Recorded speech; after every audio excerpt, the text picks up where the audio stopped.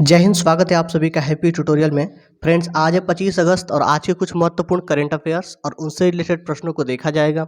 यह फूल पत्ती वाली कुमार गौरव सर की क्लास आप सभी के सभी प्रतियोगी परीक्षाओं के लिए बेहद ही महत्वपूर्ण है, तो अंत तक बने रहिए। आइए आगाज करते हैं। आज का हमारा मोटिवेशनल कोड है कि जो लोग कभी मेहनत का साथ नहीं छोड़ते, किस्मत उनका कभी हाथ नहीं छोड़ती। आइए फ्रेंड्स स्टार्ट करते हैं। आज का हमारा पहला प्रश्न है कि अगस्त 2022 में किस देश ने भारत के साथ राजनयिक संबंधों की 75वीं वर्षगांठ के उपलक्ष्य में एक डाक टिकट जारी किया है?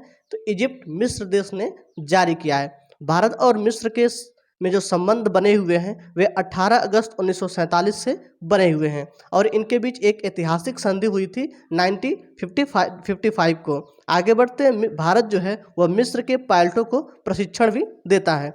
भारत व मिस्र मिलकर एक हेलन 300 जेट फाइटर का निर्माण भी किए हैं। डेजर्ट वॉरियर्स अभ्यास जो हुआ था, युद्धाभ्यास, वो भारत और मिस्र के बीच हुआ है। जो मिस्र की राजधानी है वह है काहिरा। आगे देखते हैं। कुछ महत्वपूर्ण पॉइंट्स हैं कि भारत तथा किस देश के मध्य संबंधों की 30वीं वर्षगांठ 2022 में सेलिब्रेट की जा रही है? तो भारत और इजराइल के बीच की जा रही है। आगे कोप 27 का आयोजन कहाँ होगा? तो मिस्र में होगा। कोप 26 का जो आयोजन हुआ था ग्लास्को में हुआ था और कोप फर्स्ट का जो आयोजन हुआ था वे बर्लिन, जर्मनी के बर्लिन में 1995 को हुआ था। आगे अस्वान बांध किस नदी पर स्थित है? तो यह नील नदी पर स्थित है और नील नदी मिस्र में आगे बढ़ते हैं। स्वेज नहर किन दो जल भागों को जोड़ता है? तो भूमध्य सागर और लाल सागर को आपस में जोड़ता है। आगे बढ़ते हैं। हाल ही में किस राज्य सरकार ने देश की पहली एजुकेशन टाउनशिप परियोजना को मंजूरी दी है? तो उत्तर प्रदेश राज्य ने दिया। आगे देखते हैं कुछ महत्वपूर्ण points. Night safari Lucknow school चलो अभियान की शुरुआत श्रावस्ती के जिला के उत्तर प्रदेश राज्य से हुआ है। जेवर एयरपोर्ट नोएडा, अभिधम्म चक्र सारनाथ में है। ब्रह्मोस विनिर्माण केंद्र लखनऊ और टोराकोटा का जीआई टैग जो मिला हुआ है वह गोरखपुर को मिला हुआ है। आगे बढ़ते हैं। हिंदुस्तान पेट्रोलियम निगम लिमिटेड HPCL ने गोबर से संपीड़ित अपने पहले बायोगैस परियोजना का कहाँ से शुरू किया है? तो राजस्थान के सांचौर से किया है। ONGC की जो पहली महिला हेड हैं वे हैं अलका मित्तल। कुल महारत्न कंपनियां 11 हैं। बायो CNG पार्क कहाँ है? तो इंदौर के मध्य प्रदेश में स्थित है। बायोमास से हाइड्रोजन उत्पन्न संयंत्र जो है वह खंडवा के मध्य प्रदेश के खंडवा में अवस्थित है। ग्रीनफील्ड एथेनॉल संयंत्र है वह है पूर्णिया बिहार में। NH-925 एक इमरजेंसी लैंडिंग की गई थी। दुर्गा नामक तेल का कुआं कहाँ स्थित है? तो राजस्थान में अवस्थित है। आगे बढ़ते हैं। प्रतिवर्ष विश्व गुजराती भाषा दिवस कब मनाया जाता है? तो हर वर्ष 24 अगस्त को मनाया जाता है। गुजराती भाषा के जो निर्माता है वह है कवि नर्मद। इनकी जयंती के दिन गुजराती भाषा दिवस मनाया जाता है। कोक बरोस जो भाषा है वह त्रिपुरा की भाषा है। 8वीं अनुसूची में कुल 22 भाषा है और मूल संविधान में कुल 14 भाषाएं थीं। संघ की जो राजभाषा है अनुच्छेद 343 में अवस्थित है। विश्व हिंदी दिवस कब मनाया जाता है? तो 10 जनवरी को और हिंदी दिवस 14 सितंबर को मनाया जाता है। आगे बढ़ते हैं। अगस्त 2022 में किस राज्य ने देश की पहली सरकारी स्वामित्व वाली ऑनलाइन टैक्सी सेवा लॉन्च किया है? तो केरल ने लॉन्च किया है। इसका शुभारंभ हुआ है तिरुवनंतपुरम से और केरल के मुख्यमंत्री द्वारा यह शुभारंभ किया गया पिनरई विजयन के द्वारा। सुरक्षा के लिए इसमें एक पैनिक बटन भी लगाई गई है। के फोन प्रोजेक्ट कहाँ का है? तो यह केरल का है और पिंक प्रोटेक्शन प्रोजेक्ट जो है ये भी केरल का है। सी स्पेस केरल द्वारा OTT out the top platform है। आगे बढ़ते हैं। आगे है कि इडुक्की जो बांध है वह पेरियार नदी पर स्थित है, यह भी केरल में है। मालाबार तट केरल में। नीलाम्बूर टिक का GI टैग जो मिला हुआ है वह भी केरल को प्राप्त है और मोलापा विद्रोह जो हुआ था यह भी केरल में हुआ था। अगला प्रश्न है कि 22 अगस्त 2022 को किसे राष्ट्रीय सुरक्षा गार्ड NSG में महानिरीक्षक नियुक्त किया गया है? तो किया गया मेजर जनरल प्रवीण छाबड़ा जी को। आगे देखते हैं। NSG का जो फुल फॉर्म है वह है नेशनल सिक्योरिटी गार्ड। NSG आतंकवादी गतिविधियों को रोकने के लिए होता है। NSG की जो स्थापना हुई थी वह हुई थी 1984 को। 1984 को ऑपरेशन ब्लू स्टार भी हुआ था। इसका जो ध्येय वाक्य NSG का वह है सर्वत्र सर्वोत्तम सुरक्षा।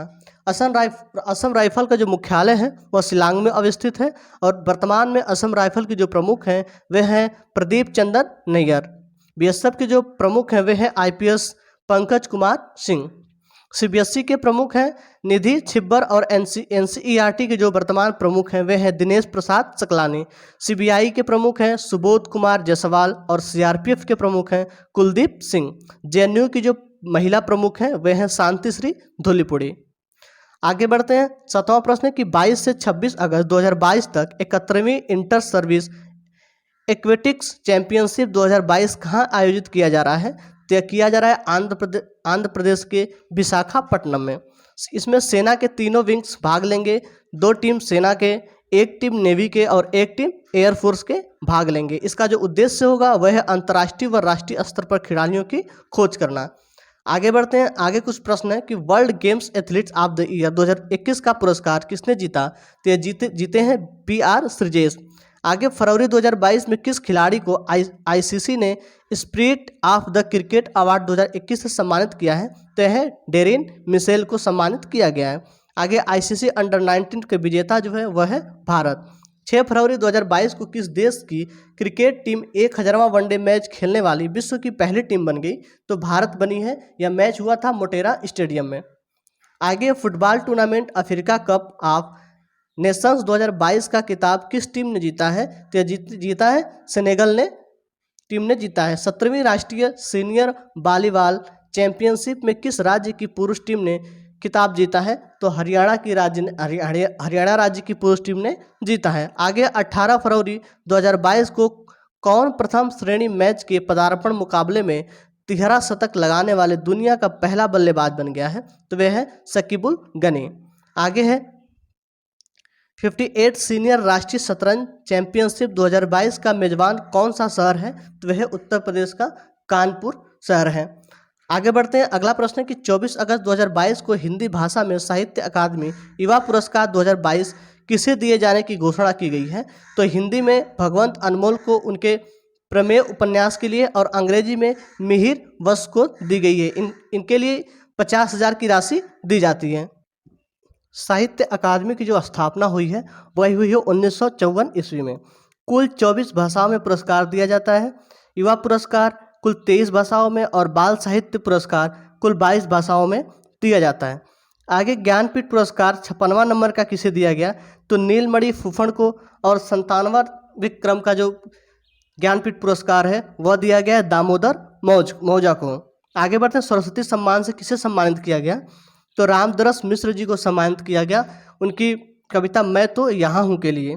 आगे बढ़ते हैं। साहित्य अकादमी का पुरस्कार हिंदी के क्षेत्र में दिया गया दयाप्रकाश सिन्हा को उनके पुस्तक सम्राट अशोक के लिए और अंग्रेजी में दिया गया नमिता गोखले जी को। आगे बढ़ते हैं। अंतर्राष्ट्रीय बुकर पुरस्कार किसे दिया गया? तो गीतांजलि श्री को दिया गया उनकी पुस्तक रेत की समाधि के लिए। अगला प्रश्न है कि 24 अगस्त 2022 को प्रधानमंत्री नरेंद्र मोदी ने कहां पर होमी भाभा कैंसर अस्पताल और अनुसंधान केंद्र राष्ट्र को समर्पित किया है? तो मोहाली पंजाब में किया है। आगे कुछ पॉइंट्स हैं। अंतर्राष्ट्रीय विज्ञान के जनक कौन हैं? तो वे हैं विक्रम साराभाई।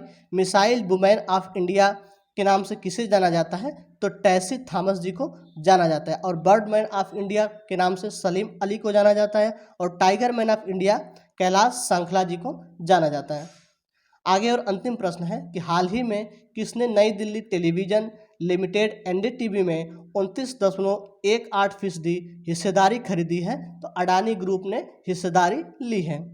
आगे PNB बैंक में किन 2 बैंकों का विलय किया गया है? तो ओरिएंटल बैंक और यूनाइटेड बैंक का विलय किया गया है। बैंक ऑफ बड़ौदा में किन 2 बैंकों का विलय किया गया? तो देना प्लस विजया बैंक का विलय किया गया है। आगे लोकसभा टीवी व राज्यसभा टीवी का विलय किसमें किया गया है? तो संसद टीवी में किया गया है। रेल बजट का आम बजट में विलय हुआ 2017 में। आगे प्रीतम सिवाच हॉकी अकादमी सोनीपत ने मेजर ध्यानचंद स्टेडियम में संपन्न खेलो इंडियंस महिला हॉकी लीग अंडर 16 के पहले चरण में शीर्ष स्थान प्राप्त किया है। आगे अगर आपको वीडियो पसंद आए तो